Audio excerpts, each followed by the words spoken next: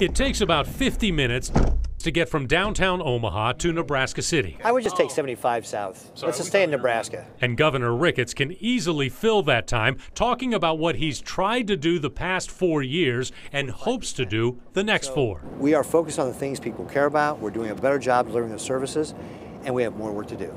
We're just getting started. What were your curveballs this first term? Well, I don't know that anybody expected our revenues to decline. We actually did collect less revenues than the previous 2 years. And I don't think anybody really expected that. That's helped drive him to deal with Nebraska's high property taxes.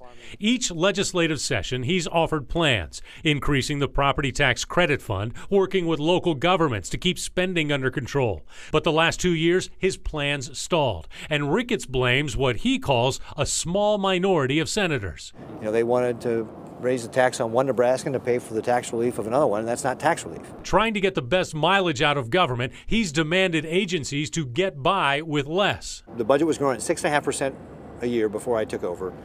This budget I just signed is 0.5%. It was a 2% across-the-board cut. Ricketts says everybody has to be part of the solution. And trying to get government firing on all cylinders, his catchphrase is process improvement, treating people like customers. When we're talking about running government more like a business, that's what it's about. It's about serving people better. He took on embattled state agencies, getting rid of one and hiring another corrections director, getting rid of one and hiring another health and human services director to streamline and speed up response times for families. Now, the staunch Republican's taken some heat, but he says when it comes to government's job, it doesn't matter which side of the political aisle you're on. We're going to argue about what should the proper size and scope of government be. But I think we can all agree, for the things government's supposed to do, where we agree they're supposed to do this, it should do it really well. So, as we approach the end of the ride and of his first term, I ask him how he thinks it's going. I think that we're doing a great job. You're happy with it?